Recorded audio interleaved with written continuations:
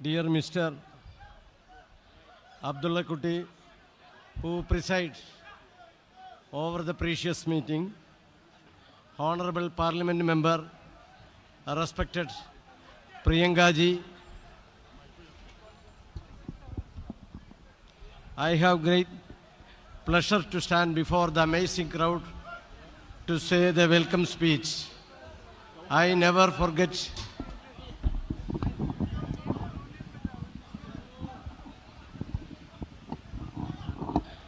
it's a everlasting memory for me, for the amazing crowd. With great pleasure, for the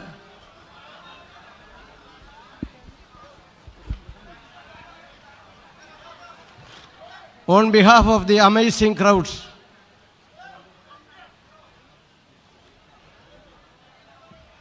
for the people of Edappal and the constituency, I am welcoming respected Indira ji, Priyanka ji, respected Priyanka ji, kindly accept our welcome from the bottom of our heart.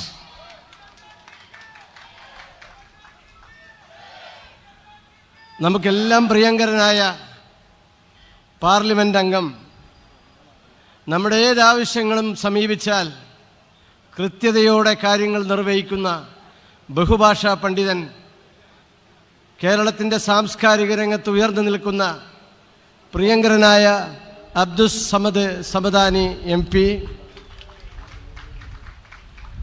പ്രിയങ്കരനായ കേരള പ്രദേശ് കോൺഗ്രസ് കമ്മിറ്റിയുടെ working president Shri AP Anilkumar MLA, പ്രിയങ്കരനായ Indian union മുസ്ലിം ലീഗിൻ്റെ സംസ്ഥാന ഉപാധ്യക്ഷൻ doctor CP Bavahaji, പ്രിയങ്കരനായ മുൻ രാജ്യസഭാ അംഗം, കേരളത്തിലെ ഇന്ന് ജീവിച്ചിരിക്കുന്ന പ്രമുഖ ഗാന്ധിയൻ, ആദർശധീരനായ പ്രിയങ്കരനായ ഹരിദാസേട്ടൻ,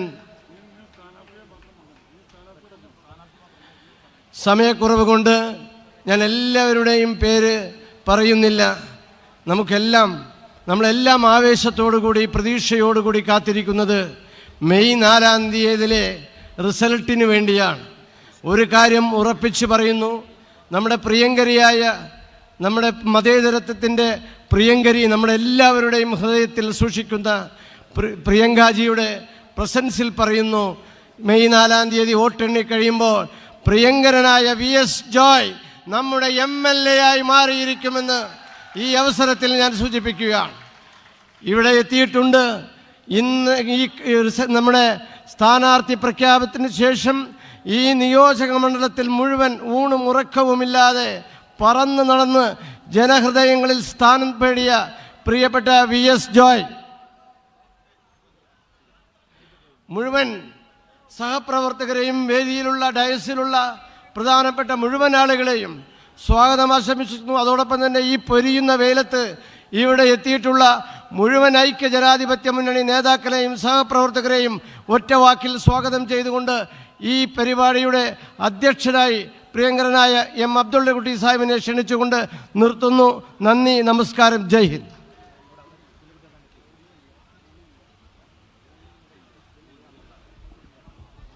വേദിയിലെ അഭിവന്ദരായ AICCയുടെ ജനറൽ സെക്രട്ടറി കൂടിയായിട്ടുള്ള ബഹുമാന്യനായ പ്രിയങ്ക ഗാന്ധി MP അവർകൾ,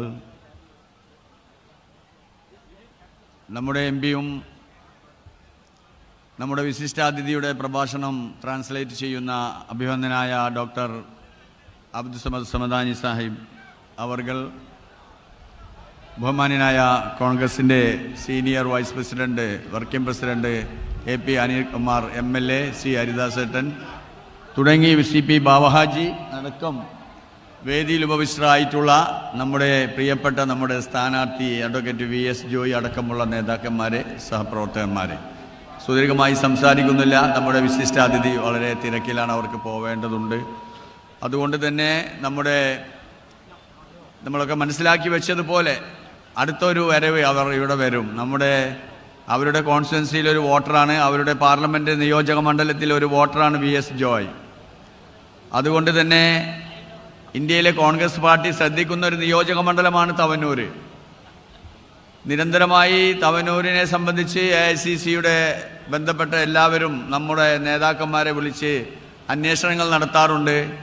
അത് പ്രകാരം അവർ നമ്മയൊക്കെ ബന്ധപ്പെടാറുണ്ട്. അപ്പോൾ നമ്മളിൽ ഏൽപ്പിച്ചിട്ടുള്ള ഉത്തരവാദിത്വം വളരെ ഗൗരവത്തോടു കൂടി നിർവഹിക്കുന്നതിന് വേണ്ടിയാണ് നമുക്ക് വേണ്ടി മാത്രമായി പ്രിയങ്ക ഗാന്ധി ഇവിടെ വന്നിട്ടുള്ളത്. തെരഞ്ഞെടുപ്പിൻ്റെ ഗൗരവം നിങ്ങൾ എല്ലാവരും മനസ്സിലാക്കിയിട്ടുണ്ടാവും എന്ന് ഞാൻ കരുതുകയാണ്. വരാനിരിക്കുന്ന 3 ദിവസം എണ്ണയിട്ട യന്ത്രം കണക്കെ യാതൊരു തരത്തിലുള്ള വിശ്രമമില്ലാതെ നമ്മുടെ സ്ഥാനാർത്ഥിയുടെ വിജയത്തിന് വേണ്ടി നിങ്ങളെല്ലാവരും ആൺ പെൺ വ്യത്യാസമില്ലാതെ രംഗത്തിറങ്ങണം എന്ന് അഭ്യർത്ഥിച്ചുകൊണ്ട് അഭിനന്ദനായ നമ്മുടെ സ്ഥാനാർത്ഥി ബഹുമാന്യനായ തിരൂരിൻ്റെ അല്ലെങ്കിൽ മലപ്പുറം ജില്ല കേരളത്തിൻ്റെ നിയമസഭയിലേക്ക് സംഭാവന ചെയ്യുന്ന നമ്മുടെ പ്രിയപ്പെട്ട VS ജോയ് നിങ്ങളോട് വോട്ട് ചോദിച്ചുകൊണ്ട് സംസാരിക്കും. അതിനുവേണ്ടി അദ്ദേഹത്തെ ക്ഷണിക്കുകയാണ്.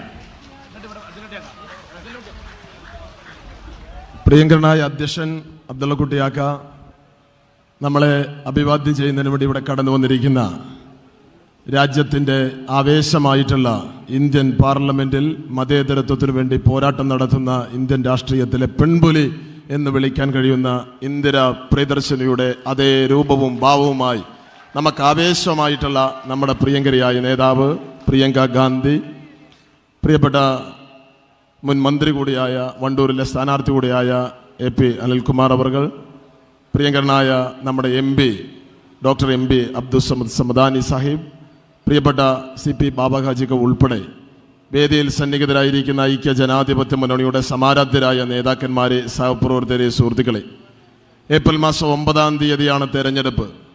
നമ്മുടെ തെരഞ്ഞെടുപ്പ് പ്രചരണത്തിന് തിരശ്ശീല വീഴാൻ ഇനി മണിക്കൂറുകൾ മാത്രമാണ് ബാക്കി നിൽക്കുന്നത്. ആ തെരഞ്ഞെടുപ്പ് പ്രചരണ പ്രവർത്തനങ്ങൾക്ക് ആവേശമായി അതിൻ്റെ കൊട്ടിക്കലാശത്തിൻ്റെ കൊടിമുടിയിൽ ക്ലൈമാക്സിലേക്ക് നീങ്ങുമ്പോൾ പ്രിയപ്പെട്ട പ്രിയങ്ക ഗാന്ധി ഈ എടപ്പാളിൻ്റെ മണ്ണിലെത്തിയിരിക്കുന്നു. നമുക്കെല്ലാവർക്കും ആവേശം പകർന്ന് പ്രിയപ്പെട്ട പ്രിയങ്കരി എത്തിച്ചേർന്നിരിക്കുകയാണ്. ഐക്യ ജനാധിപത്യ മുന്നണിയുടെ സ്ഥാനാർത്ഥിയായി മത്സരിക്കുമ്പോൾ എനിക്ക് ഈ നാട്ടിലെ ജനങ്ങളോട് പറയാനുള്ളത്, KSUവിൻ്റെ പ്രവർത്തകനായിരിക്കുമ്പോൾ തൊട്ട് ഈ മണ്ഡലവുമായി, ഈ പ്രദേശവുമായി അടുത്ത ബന്ധമുള്ള ഒരു പൊതുപ്രവർത്തകനാണ്. കഴിഞ്ഞ 4 വർഷക്കാലം മലപ്പുറം ജില്ലാ കോൺഗ്രസ് കമ്മിറ്റിയുടെ പ്രസിഡന്റായി പ്രവർത്തിച്ചു വരികയാണ്. ഒരു കാര്യം ഞാൻ തറപ്പിച്ച് പറയുന്നു, ഐക്യ ജനാധിപത്യ മുന്നണിയെ നിങ്ങൾ ജയിപ്പിച്ചാൽ, നിങ്ങൾ MLA ആയി എന്നെ തിരഞ്ഞെടുത്താൽ, നിങ്ങളുടെ ഒരു മകനായി, നിങ്ങളുടെ ഒരു സഹോദരനായി, നിങ്ങളുടെ ഒരു കൂടപ്പിറപ്പായി, ഈ തവനൂരിൽ താമസിക്കുന്ന ആദ്യത്തെ തവനൂർക്കാരനായ MLA ആയി ഞാൻ നിങ്ങളുടെ കൂടെയുണ്ടാകും എന്ന ഉറപ്പാണ് എനിക്ക് നൽകാനുള്ളത്. നമ്മുടെ നാട് നേരിടുന്ന 100 നീറുന്ന ജീവൽ പ്രശ്നങ്ങളുണ്ട്. ഇവിടെ കുടിക്കുവാൻ വെള്ളമില്ലാതെ ആളുകൾ ഈ കൊടും വേനലിൽ കഷ്ടപ്പെടുകയാണ്. ചമ്രവട്ട റെഗുലേറ്റർ കം ബ്രിഡ്ജ് ചോർന്നൊലിക്കുകയാണ്. ഈ എടപ്പാളിൽ പോലും ഒരു ബസ് സ്റ്റാൻഡില്ല. 140 നിയോജക മണ്ഡലത്തിൽ ഒരു പോലീസ് സ്റ്റേഷനില്ലാത്ത ഏക നിയോജക മണ്ഡലം, ഒരു ഫയർ സ്റ്റേഷനില്ലാത്ത നിയോജക മണ്ഡലം, ഒരു മിനി സിവിൽ സ്റ്റേഷനില്ലാത്ത നിയോജക മണ്ഡലം, മത്സ്യത്തൊഴിലാളികൾക്ക് ഒരു ഫിഷ് ലാൻഡിംഗ് സംവിധാനമില്ലാത്ത ഏക തീരദേശ നിയോജക മണ്ഡലം നമ്മുടെ മണ്ഡലമാണ്. നമ്മുടെ കുട്ടികൾക്ക് കളിക്കാൻ നല്ല ഗ്രൗണ്ട് ഇല്ല, സ്റ്റേഡിയം ഇല്ല. നമ്മുടെ കുട്ടികൾക്ക് പഠിച്ചു വളരാൻ അന്താരാഷ്ട്ര നിലവാരമുള്ള സ്ഥാപനമില്ല. ഈ നാടിനൊരു മാറ്റമുണ്ടാവണം. ടൂറിസം രംഗത്ത് അനന്തമായ സാധ്യതകളുള്ള മണ്ഡലമാണ് തവനൂർ. അതുകൊണ്ട് പ്രിയപ്പെട്ടവരെ, 15 വർഷമായി ഒരു മാറ്റം അനിവാര്യമാണ്. ഐക്യ ജനാധിപത്യ മുന്നണി ഇവിടുത്തെ വോട്ടർമാരോട് പറയുന്നത് അത് തന്നെയാണ്. ഒരവസരം നിങ്ങൾ ഐക്യ ജനാധിപത്യ മുന്നണിക്ക് നൽകണം. 15 വർഷമായില്ലേ ഒരു തവണ ഐക്യ ജനാധിപത്യ മുന്നണിക്ക് വികസനം എന്ത് എന്ന് ഈ നാടിനെ ബോധ്യപ്പെടുത്താൻ, മാറ്റം എന്ത് എന്ന് അടയാളപ്പെടുത്താൻ ഐക്യ ജനാധിപത്യ മുന്നണിക്ക് ഒരവസരം നൽകണം. നമ്മുടെ നാടിന്റെ രാഷ്ട്രീയം ഈ തെരഞ്ഞെടുപ്പിൽ ചർച്ച ചെയ്യണം. ചായക്കട അടച്ചിടുകയാണ്, ഗ്യാസ് സിലിണ്ടർ കിട്ടാനില്ല. പശ്ചിമേഷ്യയിൽ നമ്മുടെ പ്രവാസികൾ പ്രതിസന്ധിയിലാണ്. അമേരിക്ക ഇറാനെ ആക്രമിക്കുന്നു, ഇസ്രായേലിനെ കൂട്ടുപിടിച്ച്. ഈ നാട് ഭരിക്കുന്ന രാജ്യത്തിന്റെ ഗവൺമെന്റിന് അമേരിക്കയോട് യുദ്ധം നിർത്താൻ കൽപ്പിക്കാനുള്ള കെൽപ്പില്ലാതെ പോയിരിക്കുന്നു. നമ്മുടെ ഗവൺമെന്റ് രാജ്യം ഭരിച്ചപ്പോ ജവഹർലാൽ നെഹ്റു, ഇന്ദിരാഗാന്ധിയും മൻമോഹൻ സിംഗും അഹമ്മദ് സാഹിബും വരെയുള്ള നേതാക്കന്മാരുടെ ശബ്ദം ലോകം ശ്രദ്ധ വെച്ച് കേട്ടിരുന്ന ഒരു കാലഘട്ടമുണ്ടായിരുന്നു. എന്നാൽ ഇന്ന് അമേരിക്കയുടെ പ്രസിഡന്റ് ട്രംപിന്റെ ഒരടിമയായി ഈ രാജ്യം ഭരിക്കുന്ന പ്രധാനമന്ത്രി മാറുന്നു. അന്താരാഷ്ട്ര സമൂഹം യുദ്ധത്തെ അപലപിക്കുമ്പോൾ അതിനൊപ്പം ചേർന്ന് നിൽക്കാൻ കഴിയാത്ത ഈ രാജ്യം ഭരിക്കുന്ന ഭരണകൂടത്തിനെതിരെ നിങ്ങൾ വിധിയെഴുതണം. മതേതരത്വം തകർക്കുന്ന ഈ രാജ്യം ഭരിക്കുന്ന ഭരണകൂടത്തിനെതിരെ വിധിയെഴുതണം. ശബരിമല ക്ഷേത്രത്തെ കൊള്ളയടിച്ച ഗവൺമെന്റിനെതിരെ വിധിയെഴുതണം. 15 കൊല്ലം ഈ നാടിന്റെ വികസനത്തെ പിന്നോട്ട് നയിച്ച ഈ നാട് ഭരിക്കുന്ന ഇടതുപക്ഷത്തിനെതിരെ നിങ്ങൾ വിധിയെഴുതണം. അതുകൊണ്ട് കൈപ്പത്തി ചിഹ്നത്തിൽ നിങ്ങളുടെ വിലയേറിയ വോട്ടുകൾ രേഖപ്പെടുത്തി എന്നെ വിജയിപ്പിക്കണമെന്ന് വളരെ വളരെ വിനയത്തോടെ അഭ്യർത്ഥിക്കുന്നു. നിങ്ങളുടെ ഒരു മകനായി, നിങ്ങളുടെ ഒരു സഹോദരനായി, നിങ്ങളുടെ ഒരു കൂടപ്പിറപ്പായി ഞാൻ കൂടെ ഉണ്ടാവും എന്ന് ഉറപ്പു നൽകുന്നു. ഒരു കാര്യം കൂടി ഞാൻ ഉറപ്പു നൽകുന്നു. VS ജോയ് എന്ന വ്യക്തിക്ക് വോട്ട് ചെയ്തതിന്റെ പേരിൽ ജീവിതത്തിൽ ഒരിക്കലും ദുഃഖിക്കേണ്ടുന്ന ഒരു സാഹചര്യം നിങ്ങൾക്കുണ്ടാവില്ല എന്ന് ഉറപ്പ് നൽകിക്കൊണ്ട് കൈപ്പത്തി അടയാളത്തിൽ നിങ്ങളുടെ വിലയേറിയ വോട്ടുകൾ അഭ്യർത്ഥിച്ചുകൊണ്ട് ഞാൻ അവസാനിപ്പിക്കുന്നു. നിങ്ങൾക്ക് അഭിവാദ്യങ്ങൾ. നമ്മോട് അഭിസംബോധന ചെയ്തുകൊണ്ട് ബഹുമാനിയായ AICCയുടെ general secretary Priyanka Gandhi MP സംസാരിക്കും. അവരുടെ പ്രസംഗം ബഹുമാനായ MP അബ്ദുൽ സമദ് സമദാനി ട്രാൻസ്ലേറ്റ് ചെയ്യും.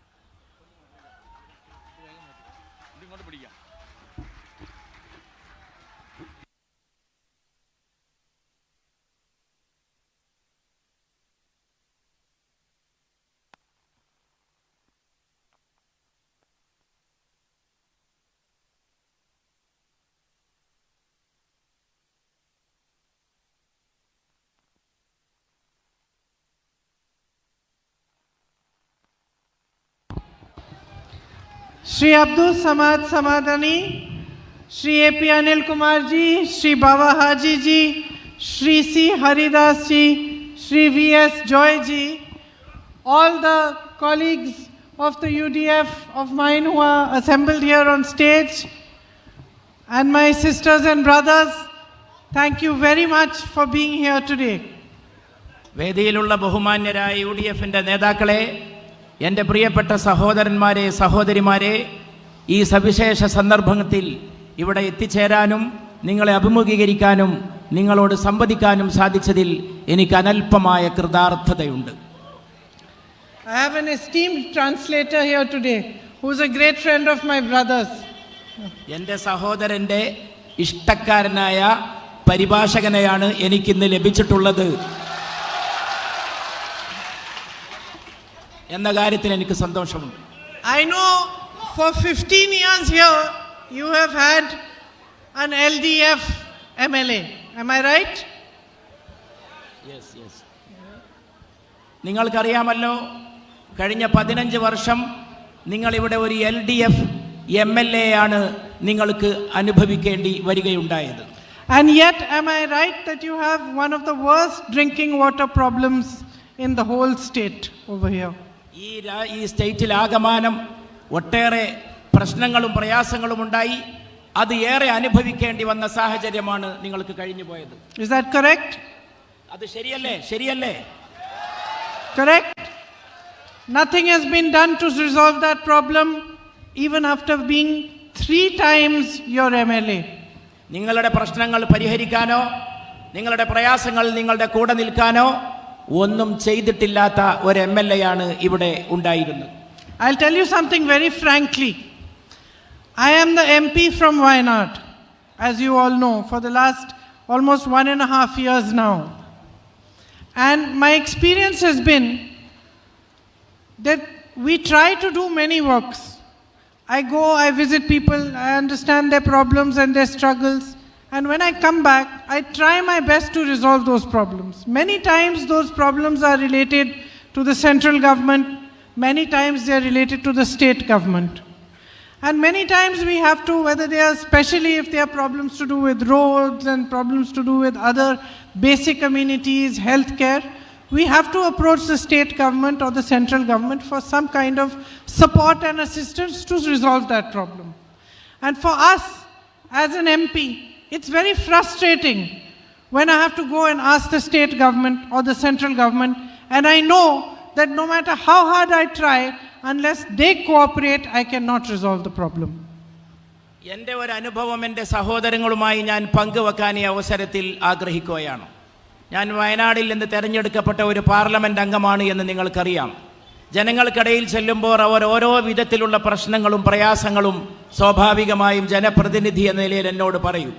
അതിൽ പല പ്രശ്നങ്ങളും കേന്ദ്ര ഗവൺമെൻറ്റുമായിട്ട് ബന്ധപ്പെട്ടതാകും, പല പ്രശ്നങ്ങളും സംസ്ഥാന സർക്കാരുമായിട്ട് ബന്ധപ്പെട്ടതാകും. ഈ സംസ്ഥാന സർക്കാരുമായിട്ട് ബന്ധപ്പെട്ട പ്രശ്നങ്ങൾ അവരുടെ മുമ്പിൽ വെച്ച് പരിഹാരം തേടേണ്ടതായിട്ടുള്ള കാര്യങ്ങളാണ്. സ്വാഭാവികമായും ഒരു ജനപ്രതിനിധി എന്ന നിലയിൽ എനിക്ക് സംസ്ഥാന സർക്കാരിനെ സമീപിക്കേണ്ടതായിട്ട് വരും. എൻ്റെ വയനാട്ടിലെ ജനങ്ങൾ ഏതൊക്കെ പ്രശ്നങ്ങളുമായി സംസ്ഥാന സർക്കാരുമായി ബന്ധപ്പെട്ട കാര്യങ്ങളുമായി എന്നെ സമീപിച്ചുവോ, ഏതൊക്കെ ഞാൻ ഈ സംസ്ഥാന സർക്കാരിൻ്റെ മുമ്പാകെ വെച്ചുവോ, ആ കാര്യത്തിലെല്ലാം കടുത്ത നിരാശയാണ് എനിക്ക് അനുഭവിക്കേണ്ടി വന്നത്. അതൊന്നും തന്നെ പരിഹരിക്കാനോ അത് കേൾക്കാനോ ശ്രദ്ധിക്കാനോ തയ്യാറാകുന്ന ഒരു മനോഭാവം സംസ്ഥാന സർക്കാരിൻ്റെ ഭാഗത്ത് നിന്ന് എനിക്ക് കാണാൻ സാധിക്കുകയുണ്ടായില്ല. And as an opposition MP, it's frustrating to see that there are so many opportunities, so many things that could be done that are wasted. ഒരുപാട് കാര്യങ്ങൾ, പ്രത്യേകിച്ചും ഒരു പ്രതിപക്ഷ എന്നുള്ള MP എന്ന നിലയിൽ ജനങ്ങളുടെ നിത്യജീവിതവുമായി ബന്ധപ്പെട്ട കാര്യങ്ങൾ, ആരോഗ്യ സംവിധാനവുമായി ബന്ധപ്പെട്ട കാര്യങ്ങൾ, ഇതൊക്കെ ജനങ്ങൾ നമ്മളോട് പറയും. അതൊക്കെ ഒരു സംസ്ഥാന സർക്കാരിൻ്റെ അധികൃതരുടെ മുമ്പിൽ വെക്കുമ്പോൾ ഒരു പരിഹാരവുമില്ലാതെ, അതിന് യാതൊരു രീതിയിലുള്ള പരിഹാര നടപടികളുമില്ലാതെ നിരാശപ്പെടേണ്ടി വരിക എന്നുള്ളത് ഒരു MP എന്ന നിലയിൽ, ഒരു ജനപ്രതിനിധി എന്ന നിലയിൽ വളരെ ദുഃഖകരമായ കാര്യമായിട്ടാണ് ഞാൻ കാണുന്നത്. So when I come to a constituency like yours, where I see that you have had an MLA for 3 terms, 15 years, and for 10 of those 15 years, his party, his LDF has been in power, and still you have the same problems. It doesn't only frustrate me, it makes me angry. അപ്പോഴാണ് ഇവിടെ ഈ മണ്ഡലത്തിലെ കാര്യം ഞാൻ ആലോചിക്കുന്നത്. 15 കൊല്ലം ഇവിടെ ഒരു ഇടതുപക്ഷ MLA ഉണ്ടായി. അതിൽ ഈ കഴിഞ്ഞ 10 കൊല്ലക്കാലം ആ MLAയുടെ മുന്നണിയാണ് ഈ കേരളം ഭരിച്ചത് എന്നുള്ളത് വളരെ ശ്രദ്ധേയമായ കാര്യമാണ്. എന്നിട്ടും ഈ മണ്ഡലത്തിന് വേണ്ടി, ഇവിടുത്തെ ജനങ്ങൾക്ക് വേണ്ടി ഒന്നും പ്രവർത്തിക്കാൻ ആ ജനപ്രതിനിധിക്ക് സാധിച്ചില്ല എന്നുള്ളത് വളരെ ശ്രദ്ധിക്കേണ്ടതായിട്ടുള്ള ഉത്കണ്ഠയുണ്ടാക്കുന്ന കാര്യമാണ്. Because it tells me that he didn't try hard enough, that he didn't use all the resources he had, and that he didn't care enough to solve those problems. അതായത് ഒരു ജനപ്രതിനിധി തൻ്റെ വിഭവങ്ങൾ ഉപയോഗിച്ചില്ല, തൻ്റെ സാധ്യതകൾ പ്രയോജനപ്പെടുത്തിയില്ല, ജനങ്ങളുടെ നന്മയ്ക്ക് വേണ്ടി, അവരുടെ ക്ഷേമത്തിന് വേണ്ടി തന്നിൽ അർപ്പിക്കപ്പെട്ട ഉത്തരവാദിത്തങ്ങൾ നിറവേറ്റുകയോ ജനങ്ങളെ കെയർ ചെയ്യാൻ, ശ്രദ്ധിക്കാൻ മുന്നോട്ട് വരികയോ ചെയ്യാറായില്ല എന്നുള്ളതാണ് അതിൽ നിന്ന് നാം മനസ്സിലാക്കുന്ന പാഠം. If after 10 years in power and 15 years with your MLA being from the party that is in power for 10 years, you still have problems with your roads, healthcare system, with basic amenities like drinking water, then you have to think seriously about how you are going to bring about change. 15 കൊല്ലം ജനപ്രതിനിധിയായിരിക്കുക, അതിൽ 10 കൊല്ലം സ്വന്തം party ഭരിക്കുക, എന്നിട്ടും നാട്ടിലെ ജനങ്ങളുടെ നിത്യജീവിതവുമായിട്ട് ബന്ധപ്പെട്ട കാര്യങ്ങൾ, കുടിവെള്ളവുമായിട്ട് ബന്ധപ്പെട്ട കാര്യങ്ങൾ, ആരോഗ്യ സംവിധാനവുമായിട്ട് ബന്ധപ്പെട്ട കാര്യങ്ങൾ, ആ കാര്യങ്ങൾക്ക് പരിഹാരമില്ലാതെ തുടർന്നു പോവുക എന്നുള്ളത് വളരെ ദുഃഖകരമായ കാര്യമാണ്. അതുകൊണ്ട് തന്നെ ഈ തെരഞ്ഞെടുപ്പിൽ തീർച്ചയായും നിങ്ങൾ തീരുമാനമെടുക്കും മുമ്പ് ചിന്തിക്കേണ്ടി വരുന്ന ഒരു സാഹചര്യമാണ് ഇവിടെ സംജാതമായിട്ടുള്ളത്. There is nothing that you do not have in this beautiful land of Kerala. Nothing. You have beautiful nature, you have opportunities for tourism, you have lands that are cultivated, you grow the best fruit, you grow the best spices, you have people who are educated, intelligent, hardworking, diligent, who wherever in the world you go, you work hard, you make a living and a future for yourselves. You have so many assets that to see those assets being wasted is really nothing short of a tragedy. കേരളത്തിൽ എന്താണ് ഉള്ളത് എന്നതിനേക്കാൾ കേരളത്തിൽ എന്താണ് ഇല്ലാത്തത് എന്നാണ് നാം ആലോചിക്കേണ്ടത്. നീ എല്ലാമുള്ള മനോഹരമായ ഒരു സംസ്ഥാനമാണ് സുന്ദരമായിട്ടുള്ള ഈ കേരളം. നിങ്ങൾക്ക് നല്ല പ്രകൃതിയുണ്ട്, നല്ല വിനോദസഞ്ചാര സാധ്യതകളുണ്ട്, നിങ്ങൾക്ക് നല്ല മനുഷ്യ വിഭവങ്ങളുണ്ട്, നിങ്ങൾക്ക് നല്ല കൃഷിയിടങ്ങളുണ്ട്, നിങ്ങൾക്ക് സുഗന്ധ വ്യഞ്ജനങ്ങളുണ്ട്. കേരളം അതിലൊക്കെ അപ്പുറം വലിയ ഒരു മാനവ വിഭവശേഷിയും നിങ്ങളുടെ കയ്യിലുണ്ട്. അധ്വാനിക്കാൻ തയ്യാറുള്ള ശക്തരായിട്ടുള്ള മനുഷ്യർ ഈ മണ്ണിൽ പാർക്കുന്നുണ്ട്. അത്രയേറെ സാധ്യതകളും വിഭവങ്ങളുമുള്ള കേരള സംസ്ഥാനത്തിൻ്റെ മുമ്പിൽ വൻ സാധ്യതകളാണ് നമുക്ക് കാണാൻ സാധിക്കുന്നത്. You struggle and work hard to educate your children. Your children are some of the most educated in the whole country. And yet, once they are educated, they find that in their own state, they have hardly any job opportunities, any employment opportunities. നിങ്ങൾ കുട്ടികളെ നന്നായിട്ട് പഠിപ്പിക്കുന്നു, നല്ല വിദ്യാഭ്യാസം നൽകുന്നു. പക്ഷേ ഈ നല്ല വിദ്യാഭ്യാസം നേടിയിട്ടും ഇവിടെ തന്നെ ഈ മണ്ണിൽ തന്നെ ജോലി ലഭിക്കാനുള്ള സാഹചര്യം നിങ്ങളുടെ കുട്ടികൾക്കില്ല. കേരളത്തിൽ ജോലിയില്ലാത്തതിനാൽ അവർ മറ്റു വഴികൾ താണ്ടേണ്ടി വരുന്ന സാഹചര്യമാണ് കേരളീയരായിട്ടുള്ള യുവതലമുറ അനുഭവിച്ചുകൊണ്ടിരിക്കുന്നത്. Agriculture has such a big opportunity here. As I said, you grow fruits and spices which aren't comparable. In the whole world, I haven't been and seen such spices and such fruit as we get here in Kerala. But again, it's a wasted opportunity. നിങ്ങൾക്ക് കൃഷിയുടെ കാര്യത്തിലാണെങ്കിൽ വലിയ സാധ്യതകളാണുള്ളത്. നല്ല നല്ല കാർഷികോൽപ്പന്നങ്ങൾ കേരളത്തിലുണ്ട്. ഒന്നാന്തരം സുഗന്ധ വ്യഞ്ജനങ്ങളും പഴങ്ങളുമുണ്ട്. ലോകത്തെവിടെയും ഞാൻ കാണാത്ത സുഗന്ധ വ്യഞ്ജനങ്ങളും പഴങ്ങളും ഞാൻ കേരളത്തിൽ കണ്ടിട്ടുണ്ട് എന്ന് അഭിമാനത്തോടെ പറയാൻ എനിക്ക് സാധിക്കും. പക്ഷേ എല്ലാം ഉണ്ടായിട്ടും കാർഷിക രംഗം ശൂന്യമാണ്. അവിടെ പലതും നമുക്ക് നഷ്ടപ്പെടുകയാണ്. And the sad part is that with all these assets, with all this richness, with the culture that you have, with the strengths that you have to still leave your land and go far away to be able to earn and send money back to your families. ഇങ്ങനെയൊക്കെ എല്ലാ സൗകര്യങ്ങളും ഉണ്ടായിട്ടും നമ്മുടെ നാട്ടിലെ ജനങ്ങൾ, ഈ പ്രദേശത്തെ ജനങ്ങൾ എന്തുകൊണ്ടാണ് ഇങ്ങനെ കഷ്ടപ്പാടുകളും പ്രയാസങ്ങളും അനുഭവിക്കേണ്ടി വരുന്നത്? വിഭവങ്ങളുണ്ട്, സൗകര്യങ്ങളുണ്ട്, പ്രകൃതിയുടേതായിട്ടുള്ള ഒട്ടേറെ വരദാനങ്ങളുണ്ട്. എല്ലാം ഉണ്ടായിട്ടും അതിനനുസരിച്ചുള്ള പുരോഗതി ആർജിക്കാൻ കഴിയാതെ, സമ്പാദിക്കുന്ന പണം പോലും ജനങ്ങൾക്ക് വേണ്ടി ഉപയോഗപ്പെടുത്താൻ, കുടുംബത്തിന് വേണ്ടി ഉപയോഗപ്പെടുത്താൻ കഴിയാതെ നാട് വിട്ടുപോകുന്ന ചെറുപ്പക്കാരും കഷ്ടപ്പെടുന്നവരുമാണ് നമുക്ക് ഈ നാട്ടിൽ കാണാൻ സാധിക്കുന്നത്. In December, I was traveling to America to meet one of my cousin sisters who was very unwell, and I was passing through Dubai. So I was carrying 2 bags, it was quite heavy, and suddenly somebody came, a very nice gentleman came who worked in the airport, and he picked up my bags and he said hello to me, put my bags on the security check very nicely, very courteously, and I looked at him, I asked him, where are you from? And he said, madam, I am from Kerala. I felt so proud that my countrymen were doing whatever job they were doing, but doing that job beautifully and doing that job in a way that made me proud. ഞാനിവിടെ ഒരു വിദേശത്തൊരു യാത്ര പോവുകയുണ്ടായി, സുഖമില്ലാത്ത എൻ്റെ ഒരു ബന്ധുവിനെ കാണാൻ. ആ യാത്ര കഴിഞ്ഞ് മടങ്ങുമ്പോൾ എൻ്റെ കയ്യിൽ ബാഗുമായിട്ട് ഞാൻ വിമാനത്താവളത്തിൽ മടക്കയാത്രയിൽ സഞ്ചരിക്കുമ്പോൾ ഒരു ചെറുപ്പക്കാരൻ വന്ന് എന്നെ സഹായിക്കുകയും സ്നേഹപൂർവം എൻ്റെ കൂടെ എന്നെ സഹായിച്ചുകൊണ്ട് നടന്നു നീങ്ങുകയും ചെയ്യുന്നത് എൻ്റെ ശ്രദ്ധയിൽപ്പെട്ടു. എൻ്റെ ബാഗ് വാങ്ങുന്നുണ്ട്, സെക്യൂരിറ്റിക്ക് പോകുമ്പോൾ ആ ബാഗ് വെക്കേണ്ടടുത്ത് വെക്കുന്നുണ്ട്, എല്ലാ സൗകര്യങ്ങളും സഹായങ്ങളും ഈ ചെറുപ്പക്കാരൻ ചെയ്യുന്നുണ്ട്. ഞാൻ ഈ സഹയാത്രികനോട് ചോദിച്ചു, നിങ്ങൾ ആരാണ്, നിങ്ങൾ എവിടെ നിന്നാണ് എന്ന്. ആ സഹോദരനോട് പറഞ്ഞു, മാഡം ഞാൻ കേരളീയനാണ് എന്ന്. ഇതാണ് കേരളം, ഇതാണ് കേരളത്തിൻ്റെ സംസ്കാരം, ഇതാണ് കേരളത്തിലെ ജനങ്ങളുടെ സ്വഭാവം, രീതി എന്ന് പറയുന്നത്. എവിടെ പോയാലും കേരളീയർ പ്രകടിപ്പിക്കുന്ന ഈ സാംസ്കാരികമായ മഹിമ പ്രത്യേകിച്ച് എടുത്തു പറയേണ്ടതായിട്ടുള്ള കാര്യമാണ്. And these young people who go far away from their own country to go and earn a living, they face great difficulties. It is not their own land. They have to make a life for themselves there. They have to make an effort to meet people, to struggle, to get themselves into a position to be able to send money back to their families. It's not easy. It's very difficult for them.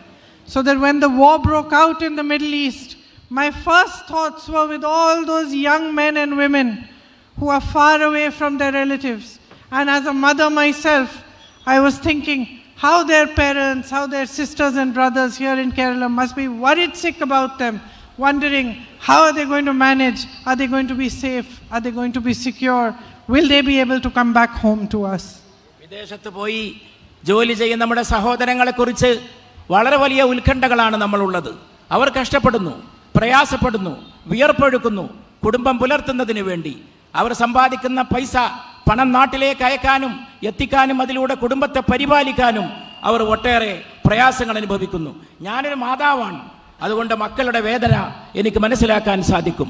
കഷ്ടപ്പെടുന്ന ചെറുപ്പക്കാർ, കഷ്ടപ്പെടുന്ന കുട്ടികൾ, ഇളം തലമുറയിൽപ്പെട്ടവർ, അവർ ജീവിതത്തിന് വേണ്ടി മറ്റിടങ്ങളിൽ പോയി പ്രയാസപ്പെടുന്ന ഒരു സാഹചര്യം തീർച്ചയായും നമ്മുടെ നാട്ടിൽ വളരെ വലിയ പരിഗണന അർഹിക്കുന്ന കാര്യമാണ്. And I feel that it is sad that as time is going on, and we have in the center a government that shows no compassion for the people of our country. You have in the state a government that shows no compassion. And as time is going on, as people, as citizens of India, we expect less and less from our government.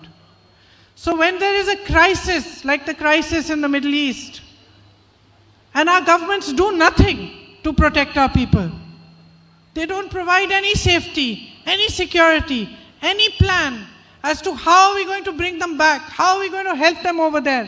They don't stand up for what our country has stood up for all of these decades. They don't stand up for Indians, they don't stand up for India. We don't even expect that anymore because we are so disappointed with what the center is and what the state government is today. കേന്ദ്രം ഭരിക്കുന്നവരിലേക്ക് നോക്കൂ, സംസ്ഥാനം ഭരിക്കുന്നവരിലേക്ക് നോക്കൂ. ഒരു കാര്യത്തിൽ ഈ രണ്ട് കൂട്ടരും ഒരുപോലെയാണ്. അത് രണ്ട് കൂട്ടർക്കും കരുണയില്ല എന്നുള്ളതാണ്. ജനങ്ങളോടുള്ള കാരുണ്യമോ ജനങ്ങളോടുള്ള പരിഗണനയോ ഈ രണ്ട് കൂട്ടരിലും കാണാൻ സാധിക്കുന്നില്ല. പ്രയാസങ്ങൾ വരുമ്പോൾ, പ്രതിസന്ധികൾ വരുമ്പോൾ ജനങ്ങളെ ചേർത്ത് പിടിക്കാൻ, ജനങ്ങളോടുള്ള കരുതൽ, ജനങ്ങളെ കാരുണ്യപൂർവ്വം അവരോട് വർത്തിക്കാനും അവർക്ക് വേണ്ടത് ചെയ്തു കൊടുക്കാനും ഈ രണ്ട് സർക്കാരുകളും തയ്യാറാകുന്നില്ല. ഈ രണ്ട് സർക്കാരുകളുടെ കാര്യത്തിൽ നാം അങ്ങേയറ്റം നിരാശരാണ്. ആ നിരാശക്കുള്ള കാരണം അവരുടെ പ്രവർത്തനങ്ങളിലെ കാരുണ്യരാഹിത്യമാണ് എന്ന് ഞാൻ ഊന്നി പറയാൻ ആഗ്രഹിക്കുന്നു. പ്രത്യേകിച്ച് മറുനാടുകളിൽ ചെന്ന് അധ്വാനിക്കുന്നവർ, ആ കുടുംബങ്ങളിൽപ്പെട്ടവർ, കുട്ടികൾ, ചെറുപ്പക്കാർ നാട്ടിലേക്ക് അവരെ തിരിച്ചു കൊണ്ടുവരേണ്ടി വരുമ്പോൾ അതിനു വേണ്ട പ്രവർത്തനങ്ങൾ നടത്താൻ, അതുപോലെ ഒട്ടേറെ വിഷയങ്ങൾ, എപ്പോഴൊക്കെ പ്രതിസന്ധികളും പ്രയാസങ്ങളും വരുന്നുവോ അതിന് നേരെ മുഖം തിരിഞ്ഞു നിൽക്കുന്ന സർക്കാരുകളെയാണ് കേന്ദ്രത്തിലും സംസ്ഥാനത്തിലും നമുക്ക് കാണാൻ സാധിക്കുന്നത്. But this is not how it should be in a democracy. In a democracy, our expectations of our government should always be high. In a democracy, we should expect that our government fights for us, stands for what we believe in, speaks of the values of our constitution and for what our country has always stood for. ഇതൊന്നും ജനാധിപത്യത്തിന് ഭൂഷണമല്ല. ജനാധിപത്യത്തിൽ നമ്മുടെ പ്രതീക്ഷകൾ ഉന്നതമാണ്. വലിയ വലിയ ഉന്നതമായ പ്രതീക്ഷകളുടെ പേരാണ് ജനാധിപത്യം എന്ന് പറയുന്നത്. ജനാധിപത്യ സംവിധാനത്തിൽ ഒരു ഭരണകൂടം ജനങ്ങൾക്ക് വേണ്ടി നിലകൊള്ളണം, ജനങ്ങളെ ചേർത്ത് പിടിക്കണം, ജനങ്ങളുടെ ശബ്ദം അവർ മുഴക്കണം. ജനങ്ങൾക്ക് പ്രയാസം വരുമ്പോൾ ആ ജനങ്ങളുടെ നേരെ സഹായത്തിന്റെ കരം നീട്ടുന്ന സർക്കാരാണ് ശരിയായ സർക്കാർ എന്ന് പറയുന്നത്. അതുകൊണ്ട് ഈ രണ്ട് സർക്കാരുകളുടെ പ്രവർത്തന രീതി ജനാധിപത്യ സംസ്കാരത്തിന് ഭൂഷണമല്ല എന്നാണ് എനിക്ക് പറയാനുള്ളത്. In a democracy, it is our right to demand, it is our right to question, it is our right to express ourselves, and it is our right to expect that in situations like this, our government steps forward and comes and provides us the safety, the security that we require. ജനാധിപത്യത്തിൽ ചോദ്യം ചോദിക്കുക എന്നത് നമ്മുടെ അവകാശമാണ്. ജനാധിപത്യത്തിൽ ആവശ്യങ്ങൾ ഉന്നയിക്കുക എന്നത് നമ്മുടെ അവകാശമാണ്. ജനാധിപത്യത്തിൽ ശബ്ദിക്കുക എന്നത് നമ്മുടെ അവകാശമാണ്. നമുക്ക് പ്രശ്നങ്ങളും പ്രയാസങ്ങളും ഉണ്ടാകുമ്പോൾ ആ ആവശ്യങ്ങൾ നേടിയെടുക്കാൻ, അവകാശങ്ങൾ ഉയർത്തിപ്പിടിക്കാൻ നാം ശബ്ദിച്ചുകൊണ്ടേയിരിക്കും.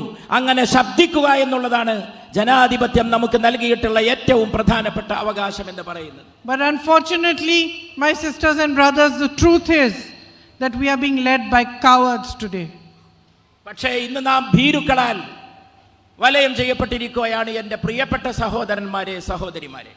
We have a prime minister who doesn't even have the guts to open his mouth when thousands and thousands of children are being killed in Palestine.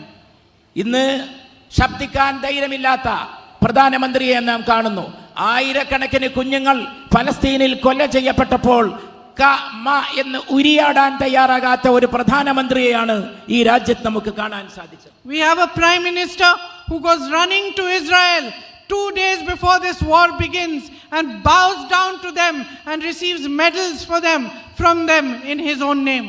യുദ്ധം തുടങ്ങുന്നതിന് കൃത്യം 2 ദിവസം മുമ്പ് ഇസ്രായേൽ ചെന്ന് സന്ദർശിച്ച് അവിടെ മുട്ടുമടക്കി നിൽക്കുന്ന ഒരു പ്രധാനമന്ത്രിയെയാണ് നമുക്ക് കാണുവാൻ സാധിക്കുകയുണ്ടായത്. We have a prime minister who signs a deal with the Americans in which our farmers who grow these beautiful spices and these beautiful fruit and toil day and night in the heat, in the dust, with their sweat and blood to raise their families. Our farmers are now going to be competing with huge mechanized farms in the US. We are going to have tariffs put on us and their taxes have been removed by us. നമുക്കൊരു പ്രധാനമന്ത്രിയുണ്ട്, അമേരിക്കയുമായിട്ട് ഒരു ഇടപാട് നടത്തിയ പ്രധാനമന്ത്രി. ആ ഇടപാട് നേരിട്ട് ബാധിക്കാൻ പോകുന്നത് ഈ രാജ്യത്തെ കർഷകരെയാണ്. ആ കർഷകർ ഉൽപ്പാദിപ്പിക്കുന്ന കാർഷികോൽപ്പന്നങ്ങൾ, സുഗന്ധവ്യഞ്ജനങ്ങൾ, അതിന് വില കിട്ടാത്ത അവസ്ഥയുണ്ടാക്കി വിദേശ കുത്തകകൾക്ക് നമ്മുടെ വിപണികൾ തുറന്നു കൊടുക്കുന്ന ഒരവസ്ഥാവിശേഷമാണ് ഇവിടെ ഉണ്ടാകുന്നത്. എങ്ങനെയാണ് ഈ നമ്മുടെ നാട്ടിലെ കർഷകർ വിദേശത്തെ ഹൈടെക് കൃഷിക്കാരുമായിട്ട് മത്സരിക്കാൻ പോകുന്നത്? അവർക്കത് മത്സരിക്കാൻ കഴിയില്ല, അവർ പിന്തള്ളപ്പെടും. അങ്ങനെയുള്ള ഇടപാടാണ് വിദേശ രാജ്യങ്ങളുമായിട്ട് ഇന്ന് നടത്തിക്കൊണ്ടിരിക്കുന്നത്. We have a prime minister so hungry for power and so deeply compromised that to save himself from his name being in the Epstein files, he signs a deal with the Americans in which we have to buy 9 lakh crore rupees worth of goods from them. അധികാരത്തോടുള്ള ആർത്തിയാണ് രാജ്യം ഭരിക്കുന്ന പ്രധാനമന്ത്രിയെ ഈ ഒരവസ്ഥയിൽ എത്തിച്ചേർന്നിട്ടുള്ളത്. Epstein files പോലുള്ള നടപടികളിൽ നിന്ന് തന്നെ മുക്തി നേടുന്നതിന് വേണ്ടി, മോചനം നേടുന്നതിന് വേണ്ടി ഓരോരോ ഇടപാടുകളും നടപടികളുമാണ് ഭരണാധികാരിയുടെ ഭാഗത്ത് നിന്ന് ഉണ്ടാകുന്നത്. And they will tell us where to buy oil from, who to buy oil from, when to buy it, when to stop buying it. Our energy security is now in the hands of the Americans. വിദേശ രാജ്യങ്ങളാണ് ഇനി കൽപ്പിക്കുക നമ്മൾ എന്ത് ചെയ്യണം, നമ്മൾ എന്ത് ചെയ്യരുത്, നമ്മൾ എന്ത് വാങ്ങണം, ആരിൽ നിന്ന് വാങ്ങണം, നമ്മൾ എന്തെങ്കിലും ഒരു ഉൽപ്പന്നങ്ങൾ ആരിൽ നിന്ന് വാങ്ങണം, അത് തീരുമാനിക്കുന്നത് അമേരിക്കയാണ്. അങ്ങനെയുള്ള ഒരവസ്ഥാവിശേഷത്തിലേക്ക് രാജ്യത്തെ എത്തിക്കുന്ന ഇടപാടുകളും കരാറുകളുമാണ് ഇന്നുണ്ടാക്കിക്കൊണ്ടിരിക്കുന്നത്. We are being led by cowards who will do anything for power, who will do anything to protect themselves. On the one hand, Modi ji is trying to protect himself from being in the Epstein files and doing all this with Israel and the US. On the other hand, the Chief Minister of Kerala is trying to protect himself from all the corruption that he is doing, and he is making secret deals with Modi ji. സ്വന്തം സുരക്ഷിതത്വത്തിന് വേണ്ടി എന്തും ചെയ്യാൻ തയ്യാറുള്ളവരാണ് ഈ ഭരണാധികാരികൾ. പ്രധാനമന്ത്രി Epstein files പോലുള്ള ആരോപണങ്ങളിൽ നിന്ന് രക്ഷപ്പെടാൻ ഓരോരോ നടപടികൾ ചെയ്യുന്നു. ഇവിടെ കേരളത്തിലുള്ള ഒരു മുഖ്യമന്ത്രി തൻ്റെ നേരെ വരുന്ന ആരോപണങ്ങളിൽ നിന്ന് രക്ഷ നേടാൻ വേണ്ടി പ്രധാനമന്ത്രിയുമായി കേന്ദ്രവുമായി രഹസ്യ ഇടപാടുകൾ നടത്തുന്നു. അങ്ങനെ സ്വന്തം കാര്യത്തിന് വേണ്ടി ജനങ്ങളുടെ കാര്യങ്ങൾ മാറ്റിവെച്ചുകൊണ്ട് ഏത് നടപടികളും സ്വീകരിക്കുന്ന ഭരണകൂടങ്ങളെയാണ് രണ്ടിടങ്ങളിലും നമുക്ക് കാണാനായിട്ട് സാധിക്കുന്നത്. Sisters and brothers, in Indian politics today, you know how to recognize someone who is standing for the truth and someone who has made a compromise. ഇവിടെ എൻ്റെ പ്രിയപ്പെട്ട സഹോദരന്മാരെ, സഹോദരിമാരെ, വിട്ടുവീഴ്ചയുടെ രാഷ്ട്രീയമാണ് ഇന്ന് കാണുന്നത്. ഓരോരോ കാര്യങ്ങളിൽ സ്വന്തം താല്പര്യങ്ങൾക്ക് വേണ്ടി ഭരണത്തിലിരിക്കുന്നവർ വിട്ടുവീഴ്ചകൾ ചെയ്തുകൊണ്ടിരിക്കുന്നു. All those standing for the truth have ED cases, income tax cases, CBI cases. They have been harassed, arrested, but none of this has happened to the Chief Minister of Kerala. അതേസമയം സത്യം പറയുന്നവർ, Indian രാഷ്ട്രീയത്തിൽ സത്യം തുറന്നു പറയുന്നവർ, രാഷ്ട്രീയ രംഗത്തുള്ളവർ അവർ പീഡിപ്പിക്കപ്പെടുന്നു, അവർക്ക് നേരെ കേസുകൾ ഉണ്ടാകുന്നു, അവർക്ക് നേരെ CBI കേസ് ചാർജ് ചെയ്യപ്പെടുന്നു. ഓരോരോ നടപടികൾ അവർക്കെതിരെ ഉണ്ടാകുമ്പോഴും കേരളത്തിലെ മുഖ്യമന്ത്രിക്കെതിരെ ഇങ്ങനെ ഒരു നടപടിയും ഉണ്ടായിത്തീരുന്നില്ല എന്നുള്ളതും ശ്രദ്ധിക്കേണ്ട കാര്യമാണ്. There was a massive theft in Sabarimala. Was there a single word said by the Prime Minister? Any CBI case, any ED case? ശബരിമലയിൽ ഒരു വൻ മോഷണമുണ്ടായി. എന്തെങ്കിലും ഒരു നടപടി ഇക്കാര്യത്തിൽ പ്രധാനമന്ത്രിയുടെ ഭാഗത്ത് നിന്നുണ്ടായോ? ഒരു CBI കേസ് ചാർജ് ചെയ്യപ്പെടുകയുണ്ടായോ? No, there wasn't. And that is because there is a deal between the CPM and the BJP. അതെല്ലാം CPIയും BJPയും തമ്മിലുള്ള രഹസ്യ ഇടപാടിനെയാണ് അനാവരണം ചെയ്യുന്നത്. You all live here. You know how contracts are awarded, how much corruption there is at every level of governance. And yet, there is not a single income tax case or an ED case. ഇവിടെ നടക്കുന്ന ഭരണത്തിൻ്റെ രീതികൾ നിങ്ങൾക്കറിയാം, അഴിമതി നിങ്ങൾക്കറിയാം, അതുമായിട്ട് ബന്ധപ്പെട്ട സംഭവങ്ങൾക്കറിയാം. പക്ഷേ അതിനെതിരെയൊന്നും ഒരു നിയമ നടപടിയോ ഒരു കേസോ ഉണ്ടാകുന്നതായിട്ട് കാണാൻ സാധിക്കില്ല. There is no accountability anymore and no sense of duty and responsibility towards the public. കണക്ക് കൊടുക്കേണ്ട ബാധ്യത എന്ന ഒന്ന് ഇല്ലാതായിരിക്കുന്നു. ജനങ്ങളോടുള്ള പ്രതിബദ്ധത എന്ന ഒന്ന് ഇല്ലാതായിരിക്കുന്നു. ഉത്തരവാദിത്ത ബോധം അസ്തമിച്ചിരിക്കുന്നു. Those who have been in power for 10 years believe that they are going to be in power forever. 10 കൊല്ലം ഭരണത്തിലിരുന്നവർ വിചാരിക്കുന്നത് തങ്ങളെക്കാലവും ഈ ഭരണക്കസേരയിൽ ഉണ്ടാകും എന്നാണ്. But I really truly believe that the time has come now to make them accountable. പക്ഷേ അവരെ കൊണ്ട് കണക്ക് പറയിക്കേണ്ട സമയമാണ് വന്നിരിക്കുന്നത് എന്ന് ഈ തെരഞ്ഞെടുപ്പ് വേളയിൽ ഞാൻ പറയാൻ ആഗ്രഹിക്കുന്നു. The time has come to make them responsible. അവരെ ഉത്തരവാദിത്തമുള്ളവരാക്കി മാറ്റേണ്ട സമയമാണ് വന്നിരിക്കുന്നത്. Because as I said, this is a democracy, and in a democracy the government is answerable to you. കാരണം ഇത് ജനാധിപത്യമാണ്. ജനാധിപത്യം എന്ന് പറയുന്നത് നിങ്ങൾ തെരഞ്ഞെടുത്തവർ ഭരിക്കുന്ന അവരോട് കണക്ക് കൊടുക്കാനും ഉത്തരവാദിത്തം പുലർത്താനും ആവശ്യപ്പെടുന്ന സംവിധാനമാണ്. You don't need to have a drinking water problem. നിങ്ങൾക്കൊരിക്കലും ഒരു കുടിവെള്ള പ്രശ്നം ഉണ്ടാകാൻ പാടില്ലാത്തതാണ്. You don't need to suffer for the most basic amenities. ജീവിതത്തിന്റെ പ്രാഥമിക ആവശ്യങ്ങൾക്ക് വേണ്ടി നിങ്ങൾ വിഷമിക്കേണ്ടി വരരുത്. My sisters, you face price rise every single day. The price of LPG is going up every single day. You have to struggle every single day. You don't need to be struggling like that. എൻ്റെ പെങ്ങന്മാർ ഓരോ ദിവസവും വിലക്കയറ്റം കൊണ്ട് ബുദ്ധിമുട്ടുകയാണ്. ഓരോ ദിവസവും വില കയറിക്കൊണ്ടിരിക്കുന്നു. പാചകവാതകം വലിയ തോതിൽ വിലക്കയറ്റം അനുഭവിക്കുന്നു. എൻ്റെ പെങ്ങന്മാരോട് ഞാൻ പറയട്ടെ, നിങ്ങളിങ്ങനെ വിലക്കയറ്റത്തിൻ്റെ രൂക്ഷത അതുകൊണ്ടുള്ള പ്രയാസങ്ങൾ അനുഭവിക്കേണ്ടി വരരുത് എന്നാണ് നമ്മൾ ആഗ്രഹിക്കുന്നത്.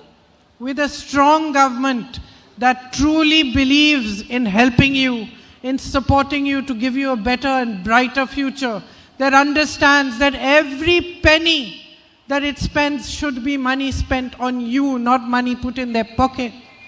A strong government can build your future like nothing else. ഒരു ശക്തമായ ഗവൺമെന്റ് വരണം. ആ ശക്തമായ ഗവൺമെന്റ് നിങ്ങളുടെ പ്രയാസങ്ങളിൽ നിങ്ങളെ സഹായിക്കണം, നിങ്ങളുടെ കൂടെ നിൽക്കണം, നിങ്ങളെ ചേർത്ത് പിടിക്കണം.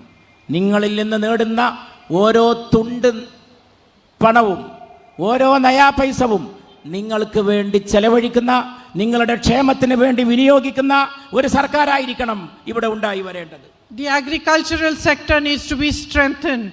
You have jewels here like spices and coffee and fruits.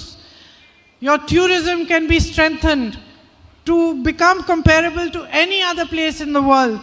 Your dairy sector can be strengthened. There is so much that needs to be done. Strengthen our hands, help us to make a plan, have a vision, and make you prosper and move into the future with strength. നിങ്ങളുടെ കാർഷിക രംഗം ശക്തിപ്പെടുത്തണം. നിങ്ങളുടെ കാർഷിക രംഗം വളരെ സമ്പന്നമാണ്. നിങ്ങൾ പഴങ്ങൾ ഉൽപ്പാദിപ്പിക്കുന്നു, സുഗന്ധവ്യഞ്ജനങ്ങൾ ഉൽപ്പാദിപ്പിക്കുന്നു. നിങ്ങളുടെ ടൂറിസം ശക്തിപ്പെടുത്തണം. എവിടെയും കാണാത്ത ടൂറിസ്റ്റ് സാധ്യതകൾ ഈ സംസ്ഥാനത്തുണ്ട്. അങ്ങനെ വിവിധങ്ങളായിട്ടുള്ള മേഖലകളിൽ മെച്ചപ്പെട്ട ജീവിതം ജനങ്ങൾക്കുണ്ടാക്കണം. ജനങ്ങളുടെ വരുമാനം വർദ്ധിപ്പിക്കണം. പ്രയാസപ്പെടുന്നവരെ ആ പ്രയാസത്തിൽ നിന്ന് കരകയറ്റണം. അതിനെല്ലാമുള്ള മനസ്സ്, അതിനെല്ലാമുള്ള കാഴ്ചപ്പാട്, അതിനെല്ലാമുള്ള മാനസികമായിട്ടുള്ള സന്നദ്ധത, മനോഭാവം, ആ മനോഭാവമുള്ള ഒരു സർക്കാർ ഇവിടെ അധികാരത്തിലെത്തണം. our UDF candidate this time, Mr. V.S. Joy. He's from my area, and so I know him well. And he's a young man who works hard in a dedicated way. I know that he's going to do well for you. I know that he's going to work for you with full dedication and diligence. നിങ്ങളുടെ ഇവിടുത്തെ സ്ഥാനാർത്ഥി mister Joy എൻ്റെ മേഖലയിൽ നിന്നാണ്, അതായത് എൻ്റെ നിയോജക മണ്ഡലക്കാരനാണ്. എനിക്ക് ഈ ചെറുപ്പക്കാരനെ അറിയാം. പ്രത്യുൽപ്പന്ന മതിയായ പ്രഗത്ഭനായ ചെറുപ്പക്കാരനാണ്. ജനങ്ങൾക്ക് വേണ്ടി പ്രവർത്തിക്കാൻ എല്ലാ പ്രാപ്തിയുമുള്ള ചെറുപ്പക്കാരനാണ്. എനിക്കുറപ്പുണ്ട്, നിങ്ങൾ തെരഞ്ഞെടുത്താൽ നിങ്ങൾക്ക് വേണ്ടി സേവന സന്നദ്ധനായി കർമ്മരംഗത്ത് നിങ്ങളുടെ പ്രയാസങ്ങൾ ഏറ്റെടുത്തുകൊണ്ട് മിസ്റ്റർ ജോയ് ഉണ്ടായിരിക്കുമെന്ന കാര്യത്തിൽ എനിക്ക് തികഞ്ഞ ശുഭാപ്തി വിശ്വാസം ഉണ്ട്. And if you support us to make a government in Kerala, then you will strengthen his hands even more and our hands even more. And there is so much that we will be able to do for you. കേരളത്തിലൊരു ശക്തമായ government ഉണ്ടാക്കണമെന്ന് നിങ്ങൾ ആഗ്രഹിക്കുന്നുവെങ്കിൽ, കേരളത്തിലൊരു ഭരണമാറ്റം യാഥാർത്ഥ്യമാകണമെന്ന് നിങ്ങൾ അഭിലഷിക്കുന്നുവെങ്കിൽ, നിങ്ങൾ mister ജോയിയുടെ കരങ്ങൾക്ക് ശക്തി പകരണം എന്ന് എൻ്റെ സഹോദരങ്ങളോട് ഞാൻ ആവശ്യപ്പെടുന്നു. There are 5 Indira guarantees that the UDF has put forward.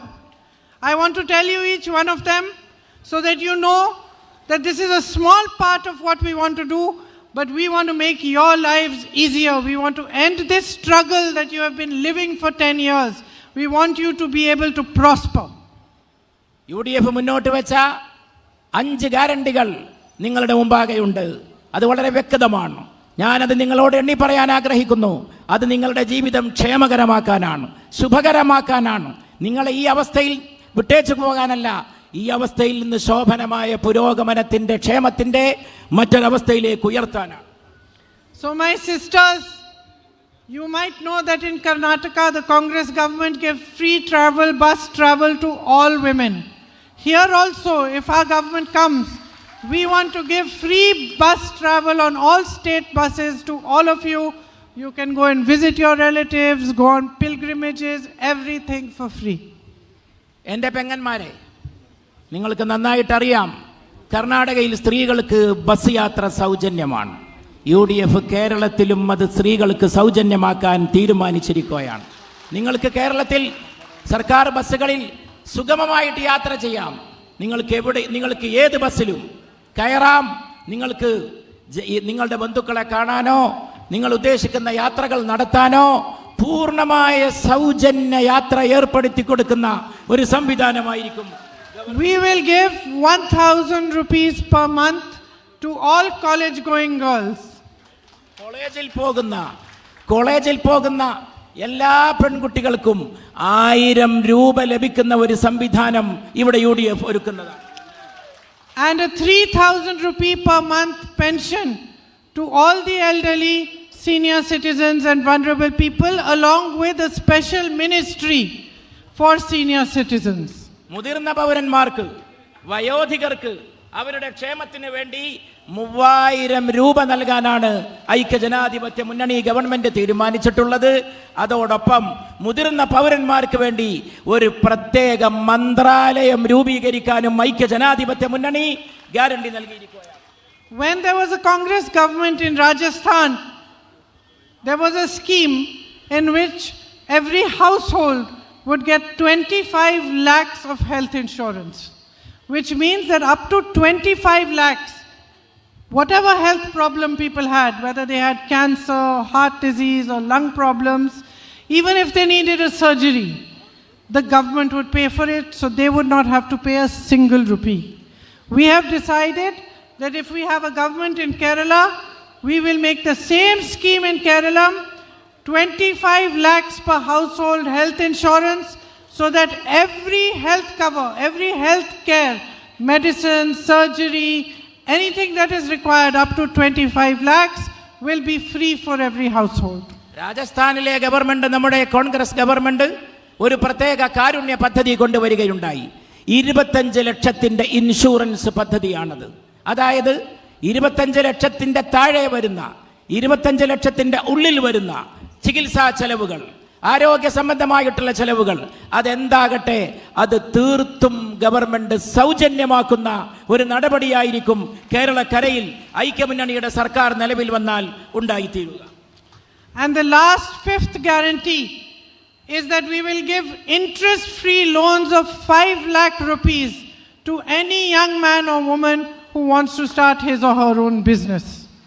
വളരെ പ്രധാനപ്പെട്ട അഞ്ചാമത്തെ വ്യവസ്ഥ, വളരെ ആകർഷകമായിട്ടുള്ള കാര്യം, 5 ലക്ഷത്തിന്റെ പലിശരഹിത വായ്പയാണ്.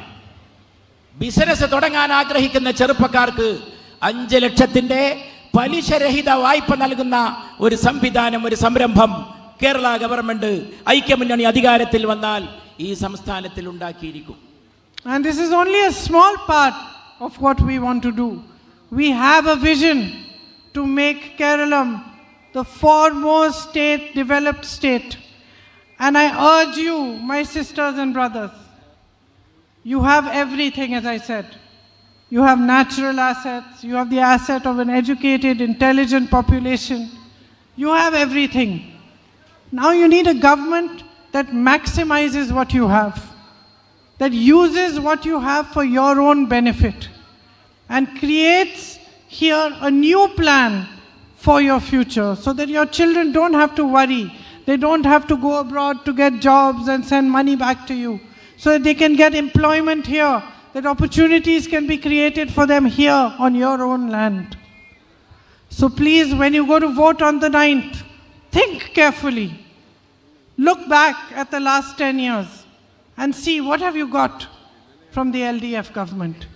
You've got price rise, you've got more and more struggles, you've got unemployment, you've got a politics that is focusing on corporates, corruption, but not on your development. So really, it is your responsibility towards your children, towards the future of this beautiful state, to now bring in a government that works hard to protect you, to improve your lives, and to give you a better future. We are prepared to do that. We are prepared to work all together to make you stronger and give you a better future. Strengthen our hands, make our candidates win, so that you can see how well a government can function in the next 5 years. Thank you very much for standing here and listening to me. It's very hot today and you've taken time out of your day. I'm very grateful to you. പ്രിയപ്പെട്ടവരെ, UDF ചെയ്യാൻ പോകുന്ന കാര്യങ്ങളുടെ വളരെ ചെറിയ ഒരു ഭാഗം മാത്രമാണ് ഞാൻ നിങ്ങളോട് പങ്കുവെച്ചത്. അത് എല്ലാമല്ല, ഒരുപാട് കാര്യങ്ങൾ UDF ചെയ്യാൻ പോകുന്നുണ്ട്. നിങ്ങളുടെ ജീവിതം മെച്ചപ്പെടുത്തണം.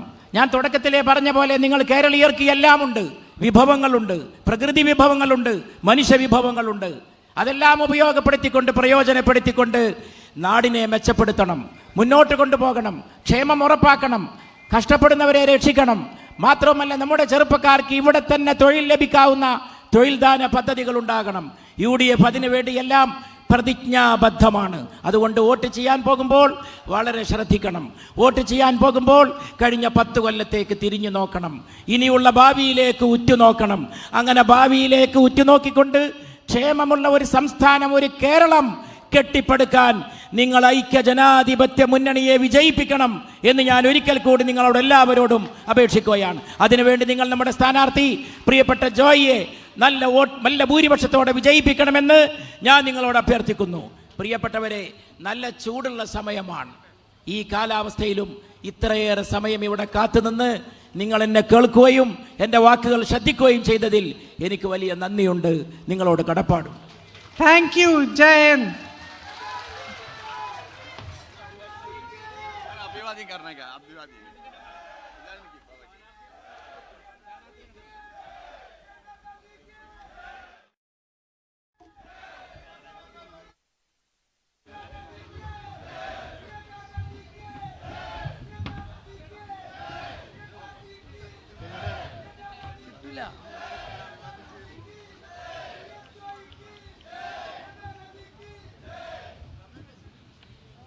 അഭിവാദ്യം.